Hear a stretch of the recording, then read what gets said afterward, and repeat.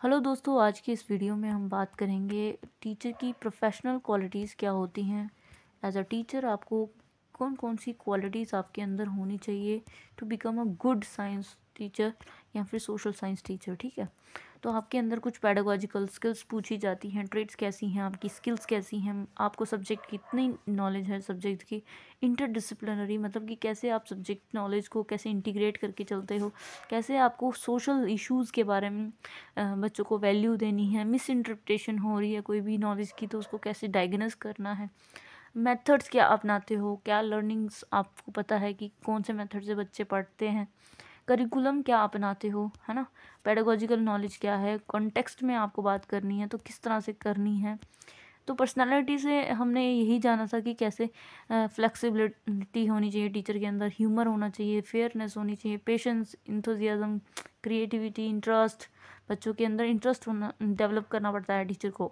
तो मतलब ये सारी क्वालिटीज़ टीचर के अंदर होनी चाहिए, अपनी जॉब के प्रति कमिटमेंट होनी चाहिए, स्टूडेंट के प्रति कमिटमेंट होनी चाहिए। जो भी टीचर पढ़ा रहा है उसको एक्सपेक्टेशंस होती हैं अपने बच्चे से कि वो कितना परफॉर्म कर पा रहा है, अपने आप से अपना सेल्फ रिफ्लेक्शन हो टीचर का, अपनी स्किल्स के बारे में टीचर को पता होना चाहिए कि कैसे वो अपनी स्किल्स डिफरेंट डिफरेंट प्लानिंग करके क्लास में इनोवेटिव मेथड से हम बच्चे को पढ़ा सकते हैं और डाइवर्स लर्नर्स होते हैं उसकी नीड्स तक हम पहुंच सकते हैं। वैराइटीज़ ऑफ प्रैक्टिकल ऑब्जेक्टिव्स हम सेट करें जो प्रैक्टिकल हों, ऐसा कुछ भी हम एब्स्ट्रैक्ट ना करें जो हमारे मतलब हमारी जो पकड़ के बाहर का हो। होलिस्टिक अप्रोच मतलब कि कोई भी सब्जेक्ट को हमें इंटीग्रेट करके पढ़ाना है, जो भी सोशल इश्यूज नॉर्म्स हैं उस बच्चे को पता हो, है ना, कैसे उसको एवरीडे लाइफ में यूज़ करना है। डायग्नोस करना आना चाहिए टीचर को कि कैसे बच्चा मिस इंटरप्रिटेट कर रहा है, जो आप समझाना चाहते हो वो समझ रहा है या फिर कुछ और ही समझ रहा है। ठीक है, तो कंटेक्चुअल होना चाहिए आपका नॉलेज। अब यहाँ से हम चलेंगे डेप्थ में। तो नॉलेज ऑफ लर्नर मतलब कि टीचर को अगर जब तक बच्चे की इंटरेस्ट के बारे में, बच्चे का बायोलॉजिकल, है ना, उसका कैसे बायोलॉजी है, हम सीडीपी पढ़ते हैं, चाइल्ड डेवलपमेंट पढ़ते हैं, क्यों? क्योंकि हमें उसकी बायोलॉजी के बारे में पता होना चाहिए कि उसकी कितने हार्मोनल इम्बैलेंस हुआ होता है। बच्चा जो होता है उसकी मेंटल इतना स्किल्ड नहीं होता, उसकी डेवलपमेंट नहीं होती है, हमें किस हिसाब से उसको पढ़ाना है, किस एज में वो लायक होता है, एब्स्ट्रैक्ट चीज़ें समझता है। तो हमने कॉग्निटिव थ्योरी पढ़ी होगी, तो टीचर को नॉलेज होना चाहिए बायोलॉजी का। ठीक है, बच्चे की सोशल एस्पेक्ट भी पता होना चाहिए कि कुछ बच्चे जो होते हैं उसके फैमिली में कुछ कलेश चल रहे होते हैं या फिर वो खुद ही डिस्टर्ब होता है, फिर भी टीचर उसको डांट देगा या फिर उसको सेंसिटिव चीज़ लग जाती है ना, तो टीचर को चाहिए कि बच्चे के सोशल इन्वायरमेंट के बारे में भी नॉलेज रखे। साइकोलॉजिकल होता है कि बच्चे कैसे पढ़ते हैं, कैसे उनको कौन सी चीज़ें पसंद हैं, कौन सी चीज़ों से एलर्जी है, हर बच्चे का रिकॉर्ड टीचर के पास हो। कॉग्निटिव डेवलपमेंट बच्चे का कितना, इस बच्चे की कितने मतलब फास्टली ये सीख लेता है, ये स्लो लर्नर है, ये स्पेशल चाइल्ड है, ये सब टीचर को नॉलेज दिया जाता है। फर्स्ट सेमेस्टर में हमने पढ़ा था ना इंक्लूसिव एजुकेशन, जिसमें हमें बताया गया था कि डाइवर्स लर्नर्स होते हैं, इंडिविजुअल डिफरेंसेस होते हैं। तो हमें वैसे ही टीचर को पता होना चाहिए कि लर्नर्स किस प्रकार का व्यक्ति है। ठीक है, student issues related to the group dynamics. ठीक है, तो इश्यूज क्या चल रहे हैं, बच्चा कोई परेशान तो नहीं कर रहा किसी बच्चे को, है ना, आपस में उनकी कैसी इंटरेक्शन है, ऑब्जर्वेशन के थ्रू टीचर क्या करता है, चेक करता है उसके बिहेवियर में कोई प्रॉब्लम तो नहीं है ना, चिड़चिड़ा तो नहीं रहता, क्यों चिड़चिड़ा रहता है, टीचर को पता हो। लर्निंग मोटिवेशन कितनी है, हर बच्चा एक हिसाब से तो नहीं सीखेगा, किसी को इंटरेस्ट होगा किसी को नहीं भी होगा। तो हमें बच्चे का मोटिवेशन किस प्रकार से उसको रखना है, लर्निंग मोटिवेशन क्या है बच्चे की, रीइंफोर्स से पढ़ता है या फिर ऐसे ही पढ़ लेता है। ठीक है, एडजस्टमेंट इश्यूज, बच्चे के साथ एडजस्टमेंट नहीं हो पा रही है बच्चों की, है ना, डिफ़िकल्टीज़ क्या हैं, उसको क्या डिफ़िकल्टीज़ आ रही हैं पढ़ने में, थियरी बेस्ड में। टीचिंग मेथडोलॉजी मतलब कि मेथड्स क्या अपना रहा है अब टीचर, मेथडोलॉजीज में मतलब तरीका। ठीक है, अब तरीका क्या अपनाएगा, कोई भी टीचर क्या करता है, लेसन प्लानिंग करता है। ये तो बेसिक नीड है कि कोई भी लेसन पढ़ाना है हमने बच्चे को तो उसको प्लान करना आना चाहिए। प्लान मतलब कि एक तरीके का ऑर्गेनाइज करना, कोई मटेरियल को पहले तो हमने सेट करना है ऑब्जेक्टिव्स। ठीक है, ऑब्जेक्टिव जब डिसाइड कर लिए तो हमने क्या करना है, कंटेंट देखना है कि रिसोर्स देखना है कि क्या इसमें ऐड कर सकते हैं। रिलेटेबल होना चाहिए, उनके कंटेंट से रिलेटेड जुड़ा होना चाहिए। फिर उसके बाद हमने क्या किया, इस तरह से हमने मटेरियल इकट्ठा किया, ऑर्गेनाइज़ करने के बाद हमने एक लेसन प्लान तैयार किया। उसमें हमने टीचिंग एड्स लगाया, एक्टिविटी सोची कि ये वाली एक्टिविटी करवा सकते हैं बच्चे को इसके रिलेटेड, ताकि ठोस तरीके से बच्चे की लर्निंग हो। तो लेसन प्लानिंग होती है मेथड, एक तरीका होता है, स्टेप्स होते हैं कि पहले आपने मोटिवेशन देनी है क्लास में, फिर आपने प्रेजेंट करना है लेसन को इतने मिनट में इतने तक, ये वाला मेथड इस्तेमाल कर सकते हैं। बच्चे आपको सुन रहे होंगे, एक्टिव लर्निंग होगी, बच्चे को आस्क करना है क्वेश्चन, फिर बच्चा इन्वॉल्व होगा, असाइनमेंट होगा। ये जो है लेसन प्लान होता है, ये एक मेथड होता है। फिर हम देखते हैं कि बच्चे का परफॉर्मेंस कितना आया। अगर बच्चे का परफॉर्मेंस आ रहा है सही से, तो मतलब आपका लेसन प्लान बिल्कुल करेक्ट है। अगर परफॉर्मेंस नहीं आ रहा है तो फिर हमें अपने लेसन प्लान में चेंजेस करने की ज़रूरत होती है। टीचर क्या करता है, लेसन प्लान करता है, प्री एक्टिविटीज़ सोचता है, क्या क्या एक्टिविटी एक्शंस लेगा, कैसे ऑर्गेनाइज करेगा कंटेंट को, यूनिट कैसे बनाएगा, ट्रांसफॉर्म कैसे करेगा टीचिंग मटेरियल, जो भी उसने टीचिंग मटेरियल ले लिया, ठीक है, वो कैसे वो पढ़ाएगा कैसे, ठीक है। तो उसको पता होना चाहिए डेफिनेशंस क्या हैं, जो भी उसने टीचिंग गोल्स बनाए हैं क्या वो सच में ऑर्गेनाइज हो पा रहे हैं टाइम से। जो उसने सोचा था कि 5 मिनट में मुझे इंट्रोडक्शन कंप्लीट करनी है, तो क्या वो हो पाया, टाइम प्लानिंग करनी है। फिर लास्ट में हम क्या करते हैं, इवैल्यूएशन प्रोसेस करते हैं, ठीक है, चेक करके देखते हैं कि क्या कितना उसका आउटपुट जनरेट हो पाया है। प्लानिंग जो होती है वो एक तरीके की क्या है, शॉर्ट टर्म भी हो सकती है, लॉन्ग टर्म भी हो सकती है। शॉर्ट टर्म में आता है यूनिट प्लानिंग, या फिर लॉन्ग टर्म में होता है पूरा एक सेमेस्टर या फिर एक पूरा एकेडमिक ईयर। टीचिंग परफॉर्मेंस में क्या होता है, टीचर क्या करता है, जो भी उसने सोचा होता है ना, ऑर्गेनाइज किया होता है, तो इस तरह से वो टीचिंग किस तरह से लेके जाएगा, कम्युनिकेशन वे से या फिर क्वेश्चनिंग वे से या फिर एक्टिविटीज़ के थ्रू, ठीक है, टीचिंग परफॉर्मेंस कहलाता है। ठीक है। तो मेथड्स क्या अपना रहा है, एक्शंस क्या ले रहा है, एड्स क्या इस्तेमाल कर रहा है, ठीक है। तो ये सारी चीज़ें टीचिंग का परफॉर्मेंस आ गया। प्लानिंग और परफॉर्मेंस, इवैल्यूएशन ऑफ टीचिंग कैसे होगी कि बच्चे का जितना, अगर स्टूडेंट का अच्छा परफॉर्मेंस रहा, बच्चा अच्छे से मार्क्स ले रहा है, अच्छे से रिप्लाई दे रहा है, जो क्वेश्चन टीचर पूछ रहा है, जो उसने ऑब्जेक्टिव्स बनाए हैं, क्या वो फुलफिल हो रहे हैं, क्या असेसमेंट लेने के बाद बच्चे को कुछ नहीं आ रहा है। अगर उसको कुछ आ रहा है तो इसका मतलब आपकी टीचिंग जो प्लानिंग की थी आपने वो बेस्ट है। आगे आता है नॉलेज ऑफ करिकुलम। अगर टीचर को नॉलेज ही नहीं है करिकुलम का, आउट ऑफ द सिलेबस पढ़ा रहा है, तो वो वैलिड ही नहीं होगा। तो मतलब कि टीचर को पता होना चाहिए कि सब्जेक्ट में कौन कौन से टॉपिक्स पूछे गए हैं, क्या पढ़ाना है। 6th क्लास को एंशेंट हिस्ट्री पढ़ानी है, ठीक है। 7th क्लास को मिडिवल, है ना। इस तरह से हर टीचर को पता होना चाहिए कि क्या क्या कंटेंट है, क्या वो डिलीवर करने वाला है, कितने दिनों में करने वाला है, महीने में कितने चैप्टर कंप्लीट करेगा, कितना आउटपुट बच्चे से जनरेट करवाएगा। तो सारा करिकुलम और टेक्स्ट बुक का सारा कुछ उसको पता होना चाहिए, जो भी एजुकेशन ने सेट किया उनके लिए, ठीक है। तो वो पहले से ही आपके पास आ जाती है कि ये सिलेबस है, ये बुक है, इसको रेफ़र करना है, और इस तरह से टीचर उसमें अपना ऐड करता है, ठीक है। बहुत सारा रिसर्च करके इधर से उधर से ऑनलाइन रिसर्च करता है, कौन सी वीडियो इसके साथ चलेगी, कौन से पिक्चर इसमें ऐड हो सकते हैं, कितना हम इंटरेक्टिव बना सकते हैं, कौन सा एड मैं इस्तेमाल कर सकती हूँ, या फिर मैं खुद से लो कॉस्ट टीचिंग एड तैयार करके क्लास में यूज़ कर सकती हूँ, है ना। तो क्रिटिकल तरीके से करिकुलम को लेके चलना है अपने दिमाग के अंदर, और नीड्स क्या हैं, क्या इससे कोई नीड फुलफिल हो रही है। करिकुलम वही होता है। करिकुलम क्या होता है, करिकुलम वही होता है जो कंटिन्यूसली क्या हो, इवॉल्व कर रहा हो, चेंज हो, फ्लेक्सिबल हो, फिजिबल हो, या फिर लर्निंग के अकॉर्डिंग हो, बच्चे के मेंटल लेवल के अकॉर्डिंग हो, उसकी नीड्स के हिसाब से हो। तो करिकुलम तो बेस्ट होता है, ठीक है।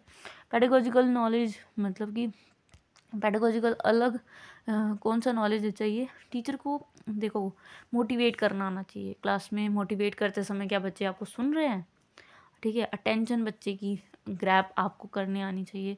जो भी आप रिसोर्सेज का इस्तेमाल कर रहे हो वो अच्छे से इस्तेमाल होने चाहिए, वो रिलेटेबल होने चाहिए, थियरीज पता होनी चाहिए, लर्निंग कैसे बच्चे सीखते हैं।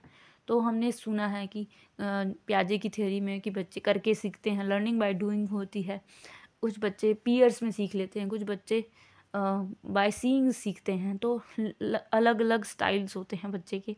तो टीचर को पहले यही सिखाई जाती है कि कौन कौन सी थ्योरीज़ हैं जो कि लर्निंग के ऊपर बेस्ड है, कि बच्चे कैसे ड्रिल एंड प्रैक्टिस से सीखते हैं। तो बहुत सारी थ्योरीज़ हमने सेकंड सेमेस्टर में पढ़ी थी, तो वही यहाँ पे इस्तेमाल कर सकता है टीचर। पैडागोजिकल थ्योरीज़ होती हैं कि कैसे टीच कैसे करना है, कैसे शुरुआत कैसे करनी है, बच्चों को कैसे इंटरेस्टिंग वे से हम उसको रोल प्ले के माध्यम से या डिस्कशंस के माध्यम से, कॉन्वर्जेसन के माध्यम से हम बच्चे की अटेंशन ग्रैब कर सकते हैं। प्रिंसिपल्स क्या इस्तेमाल कर रहे हैं, स्ट्रैटेजी क्या है आपकी मैनेजमेंट की, कि कुछ बच्चे जो होते हैं वो चिल्ला रहे होते हैं इधर उधर से, तो आप कैसे उसको मैनेज करोगे, है ना। आप कैसे एक्नॉलेज करोगे, आपको कैसे पता चलेगा कि इस बच्चे को मेंटली कोई प्रॉब्लम है ना। तो आपको ये है कि असेसमेंट से पता चलता है। आप लेसन प्लानिंग अच्छी करोगे, उसमें आप असेस भी करते हो बच्चे को, होमवर्क देते हो, कितने बच्चों ने होमवर्क कंप्लीट किया ये आपको पता चलता है।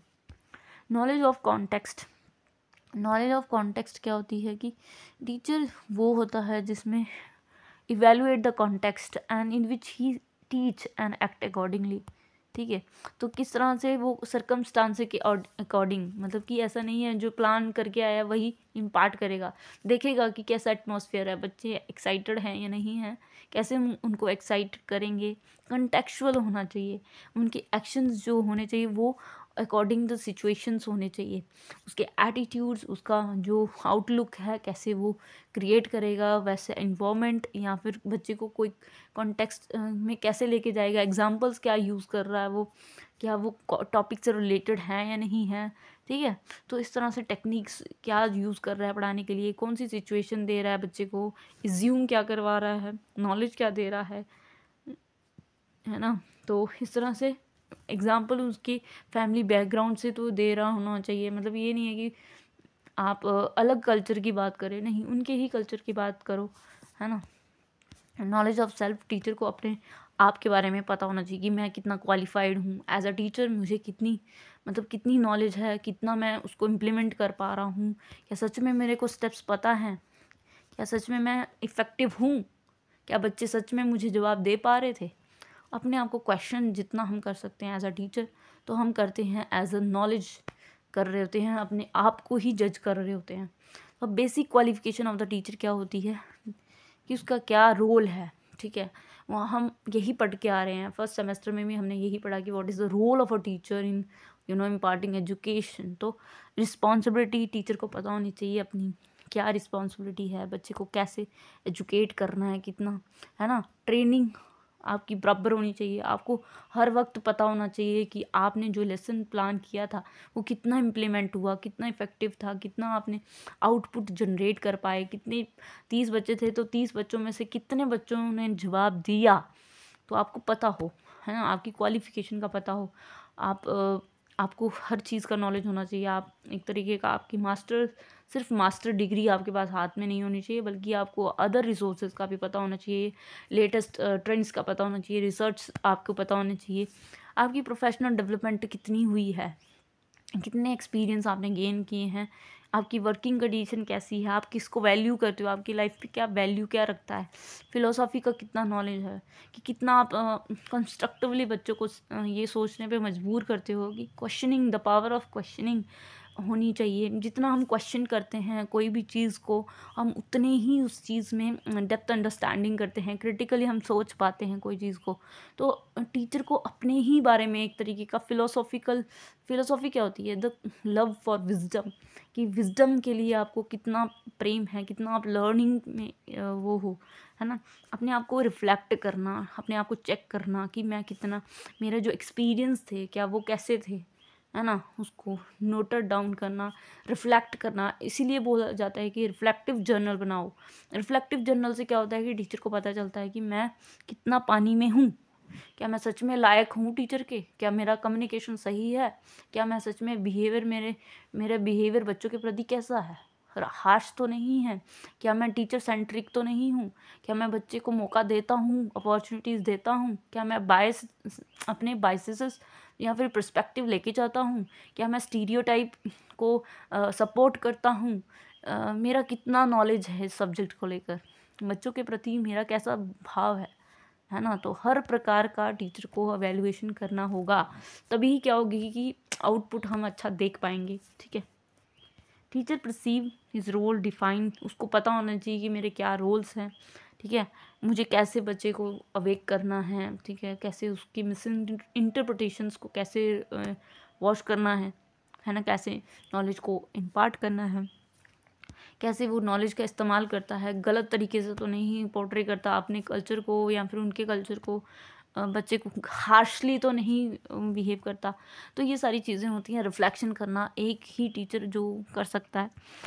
Reading material on the teaching profession, जो भी टीचर पढ़ा रहा है, जो भी न्यू मेथड्स आ रहे हैं आज के टाइम में, देखोगे न्यू टेक्नोलॉजी आ रही है, डिजिटल लिटरेट हो रहे हैं टीचर्स।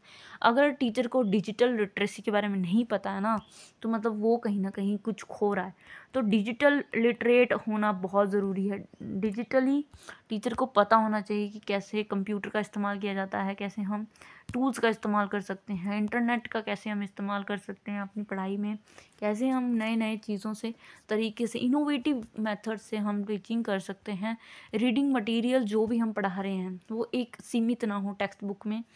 कैसे हम जो हमारे आसपास के लोग हैं जो कि मोटिवेट करते हैं, एक तरीके का एग्जाम्पल सेट करते हैं कि हमने कुछ कर दिखाया, तो बच्चे को उसमें इन्वॉल्व करो, है ना। अपने लेसन प्रिपरेशन करते समय हमें न्यू मेथड का इस्तेमाल करना चाहिए। क्या पता आपके न्यू मेथड से कुछ प्रभाव देखने को मिले और इफ़ेक्टिव क्लासरूम बनता है इससे। हम सिर्फ बुक पे डिपेंड नहीं रह सकते, हमें और भी मटेरियल्स को रीड आउट करना चाहिए, इंस्पिरेशंस लेनी चाहिए, हमें मोटिवेट करना चाहिए बच्चे को, आप खुद भी मोटिवेट होना चाहिए एज अ प्रोफेशन। अब यहाँ पे बात आती है प्रोफेशनल ग्रोथ कैसी होगी टीचर की। कोई भी टीचर है ना, उसकी प्रोफेशनल ग्रोथ, अभी तक हम पढ़ रहे थे क्वालिटीज़ की, क्वालिटीज़ क्या होगी, टैक्टिक्स फॉर प्रोफेशनल डेवलपमेंट, क्या ऐसे टैक्टिक्स या तकनीक या फिर ऐसा तरीका अपनाता है कि ऐसा कहा गया है कि जो रिसर्च की गई है कि कैसे हमारा ब्रेन जो है वो ऑब्जर्व करता है कोई भी चीज़ को डेवलप करने के लिए। टीचर इफ़ेक्टिवनेस तभी हो सकती है जब उसके पास नॉलेज होगी कोई चीज़ की, है ना। कैसे वो डिफरेंट डिफरेंट कॉन्सेप्ट्स को या फिर जो रियल लाइफ में सीखा होता है उसने, कैसे वो सब्जेक्ट के अंदर इम्प्लीमेंट कर सकता है। नॉलेज जो रियल लाइफ में सीखा है उसको रियल सर्कमस्टांसेस में विद फैक्चुअल के साथ कैसे वो इफ़ेक्टिव कर सकता है, कैसे ई रिसोर्सेज का इस्तेमाल कर सकता है। ग्रोथ कैसे होगी, ग्रोथ मतलब कि अब बढ़ना है आगे, सिर्फ हम यही नहीं है कि अपने मेथड्स को देख रहे हैं या फिर वही नहीं, बढ़ना कैसे आगे, कैसे इसको और कैसे इतना इम्प्रूव कर सकते हैं। हमें पता है कि टीचर अब मतलब टीचर को बेसिक नॉलेज है कि उसने क्वालिफाइड है, वो उसको सब्जेक्ट नॉलेज है, उसको टैक्टिक्स का पता है, उसको मेथड्स का पता चल गया, उसको ये सब ये क्वालिटीज़ हैं, ठीक है। बट इसको और कैसे ग्रो करना है, डे बाय डे वो कितना और ग्रो करेगा ताकि उसकी जो टीचिंग है वो और इफ़ेक्टिव हो। तो टीचर कंटिन्यूसली क्या करता है, लर्निंग करता है, बहुत सारी मेथड्स का इस्तेमाल करता है अपने आप को चमकाने के लिए, ठीक है। चाहे वो कितने भी सालों तक पढ़ता रहे, कितने भी सालों तक पढ़ाता रहे वही चीज़, पर वो अगर डेली अपडेट नहीं हो रहा है, जो सोशल इश्यूज चल रहे हैं उसका एग्जाम्पल नहीं ले पा रहा, इंटरेक्टिव नहीं हो रहा, बच्चे को इंक्विजिट नहीं बनाया जा रहा, इंक्वायरी मोड नहीं ऑन है, तो कहीं ना कहीं क्या है, वो वही घिसा पीटा टीचर है। कहने का मतलब है कि अगर टीचर को नॉलेज है, वो अगर लेटेस्ट ट्रेंड के साथ है, उसको टेक्नोलॉजीज़ का नॉलेज है, उसको कंप्यूटर का नॉलेज है, उसे पता है कि आज की जनरेशन कैसी है, उसको कैसे पढ़ाना है, किस तरीके से पढ़ाना है, क्यों उनको किस तरह से उनका स्पैन ऑफ अटेंशन है ना। तो सब कुछ चेंज हो गया है, एप्लीकेशन बेस्ड हो गई है, एक्टिविटी बेस्ड हो गई है लर्निंग। तो टीचर को हर चीज़ का इस्तेमाल करना आना चाहिए, ठीक है, बैकवर्ड नहीं रहना है। तो यूटिलाइजेशन आना चाहिए, रिसोर्सेज का कैसे इस्तेमाल करें, ठीक है। बहुत सारी वेबसाइट्स हैं टीचर के लिए जो इंस्पिरेशन का काम करती है, थीसिस होते हैं जो कि टीचर को पढ़ने चाहिए, है ना। वेबसाइट्स हो गई, बुक्स हो गई, जर्नल्स हो गए, और ये सारे के सारे हम क्या कर सकते हैं, इस्तेमाल कर सकते हैं अपनी लर्निंग्स में। तो यहाँ पे कुछ बहुत सारे नाम हैं जो कि हम पढ़ सकते हैं, ठीक है। डिजिटल लाइब्रेरी हो गई, जर्नल्स हो गई, बुक्स हो गई, ठीक है। बहुत सारे ई कॉमर्स, ई मतलब कि हम वेबसाइट्स के थ्रू हम क्या कर रहे हैं, अपनी नॉलेज को इंक्रीज़ कर रहे हैं। टीचर को क्यों बताया जा रहा है कि ये वेबसाइट्स का इस्तेमाल करो? क्यों? क्योंकि वो जितना वो उसको नॉलेज होगी ना कोई चीज़ की, तो वो उतना ही ईज़िली क्या कर पाएगा, बच्चे को समझा पाएगा और तरीकों से मतलब डाइवर्स लर्नर्स होते हैं ना, तो अलग-अलग लर्नर के हिसाब से पढ़ा पाएगा। शोधगंगा रिजर्वायर्स, जैसे शोधगंगा एक ऐसा वेबसाइट है जहाँ पे थीसिस लिखे लिखे जाते हैं हर एक कॉन्सेप्ट्स के बारे में, चाहे वो सोशल इश्यूज़ हो, चाहे कोई भी इश्यूज़ हो। ई ईपीजी पाठशाला हो गया, ये भी वेबसाइट्स है, ठीक है? तो इस तरह के बहुत बहुत ज़्यादा वेबसाइट्स हैं जो कि आप यहाँ पे देख सकते हैं। आप इसका इस्तेमाल करके क्या कर सकते हैं, मतलब कि एक तरीके का अपने नॉलेज को एक्सपेंड करना है। तो नॉलेज को एक्सपेंड करने के लिए हम ई-कॉमर्स का इस्तेमाल कर सकते हैं, थोड़ा अपने आप को, दिमाग को खोलने के लिए। विजिटिंग ऑफ स्कूल्स, ये काफ़ी इंपॉर्टेंट है कि मतलब कि हम क्या करें, डिफरेंट डिफरेंट स्कूल्स में विजिट्स करें, चेक करें कि कैसे उनका उनका सिलेबस क्या है, क्या